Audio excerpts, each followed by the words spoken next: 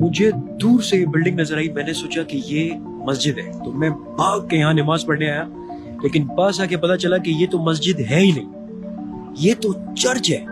لیکن چرچ تو ہمیشہ سے ایسے نہیں دکھتے, تو رشیا میں یہ سارے بلڈنگز مسجدوں کی طرح کیوں ہیں؟ اور یہ اتنا بڑا مسئلہ ہے کہ رشیا اور ویسٹ ایک ہی کلر, ایک ہی ریلیجن ہونے کے باوجود بھی آج تک لڑ رہے ہیں. میں جب اسلام پہلے آیا تو مسلمانوں کے پاس کوئی پیسے ویسے اتنے نہیں تھے, اور ان کی بلڈنگز ہمیشہ بہت ہی سمپل اور سادہ اور اس قسم کی بلڈنگز تھی. لیکن آہستہ آہستہ مسلمانوں نے بہت ہی تیزی سے رومن اور پرشین امپائر دونوں کو فتح کر لیا, اور ان کے سارے خزانے اور ٹریجرز مسلمانوں کو مل گئے.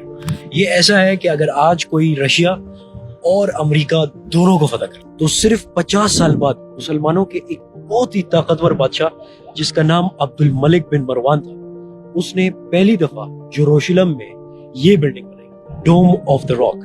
یہ اس لیے نہیں کہ اسلام میں کوئی راؤنڈ شیپ یا ڈوم کی کوئی حیثیت ہے یا عزت ہے, یہ اس لیے کہ اس سے 100 سال پہلے کرسچنز نے دنیا کی سب سے خوبصورت بلڈنگ بنائی تھی جس کا نام تھا ہایا صوفیہ. اسی سے انسپائر ہو کے مسلمانوں نے بھی یروشلم میں مسجد اقصی کے پاس ڈوم آف دا راک بنایا, اور یہاں سے اسلام میں ڈومز بنانے کا کلچر شروع ہو گیا. اور مدینہ میں بھی رسول اللہ صلی اللہ علیہ وسلم کا روزہ مبارک بھی ایک سادہ سی بلڈنگ تھی, لیکن اسے عمر بن عبدالعزیز نے 5 سائیڈڈ وال دے کے بنایا تھا تاکہ مسلمان اسے مکہ میں کعبہ کی طرح سمجھ کے اس کا بھی طواف شروع نہ کریں. لیکن اس کے اوپر بھی ڈوم بنا, یہ کس نے بنایا؟ یہ تو رسول اللہ صلی اللہ علیہ وسلم کے 500 سال کے بعد ایک مملوک سلطان نے اس کے اوپر ڈوم بنایا تھا, لیکن اس کا کلر براؤن اور گولڈن تھا. اور یہ جو گرین ڈوم ہے یہ تو ابھی 200 سال پہلے عثمانیہ سلطنت کے ایک بادشاہ نے بنایا تھا, اور یہ آج بھی اسی شکل میں موجود ہے. اصل میں 2000 سال پہلے رومن امپائر ہر طرف پھیل گئی تھی, تو اس کے بادشاہ نے سوچا کہ کیوں نہ ہم اس امپائر کو 2 حصوں میں ڈیوائڈ کریں.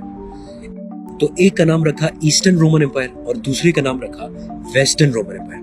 جس طرح ایسٹ اینڈ ویسٹ پاکستان ہے, ایسٹرن رومن امپائر کا کیپٹل استنبول تھا اور ویسٹرن رومن امپائر کا کیپٹل روم تھا. ایسٹرن رومن امپائر ایشیائی کلچر سے بہت انفلوئنس تھے, اور ویسٹرن رومن امپائر یورپین طریقے سے اپنی زندگی گزار رہے تھے. تو آرام سے ان دونوں میں کلچرل ڈیفرنسز بہت تیزی سے بڑھتے گئے, اور آرام سے ان دونوں امپائرز کے درمیان لڑائیاں شروع ہو گئی. ان دونوں امپائرز میں نفرت اس حد تک بڑھی کہ آخر ان کا ریلیجن کرسچینٹی بھی 2 حصوں میں بڑھ گیا, جیسے شیعہ اور سنی.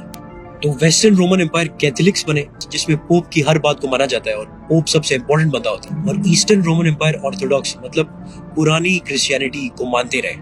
پھر بھی یہ دونوں ایک دوسرے کو بھائی مانتے تھے. لیکن آج سے 1000 سال پہلے روم کے پوپ نے استنبول ایک خط بھیجا اور آرتھوڈاکس کرسچینٹی کے ہیڈ سے کہا کہ گیٹ آؤٹ, آج کے بعد تم جانو تمہارا ریلیجن اور ہم جانے ہمارا ریلیجن. اس خط کے بعد یہ دونوں سائڈز اتنے زیادہ ڈیوائیڈ ہوئے کہ اس کے بعد کبھی بھی یہ ایک نہیں ہو سکے, اور آج تک یہ ایک دشمنوں کی طرح ایک دوسروں سے لڑ رہے ہیں, اور آج تک ان دونوں کے ڈیفرنس کلیئرلی دیکھا جا سکتا ہے. ویسٹ کا چرچ ایسا ہوتا ہے اور ایسٹ کا چرچ ہمیشہ مسجدوں کی طرح ہوتا ہے, اور پوپ ہمیشہ کلین شیو ہوتا ہے, جبکہ آرتھوڈاکس کرسچینٹی کے بڑے ہمیشہ سے مسلمانوں کی طرح ہوتے ہیں. لیکن یہ سب تو ترکی اور استنبول کی سٹوری ہے. اس میں رشیا کا کیا تعلق ہے؟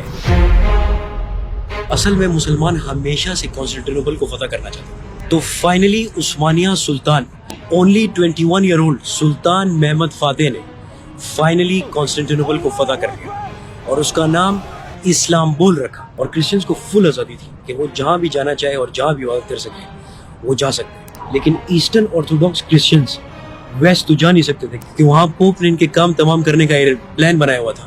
تو ان کے پاس صرف ایک آپشن رہ گیا تھا, وہ تھا نارتھ رشیا. اور یہ سارے لوگ وہاں سے رشیا کی طرف آ گئے, اور ماسکو آرتھوڈاکس کرسچنز کا کیپٹل بن گیا. اور آج بھی امریکہ اور رشیا کے درمیان وہی لڑائی جاری ہے, حالانکہ ان کا کلر ریلیجن سب سیم ہے. سو کوئنسیڈنس اور مے بی ناٹ.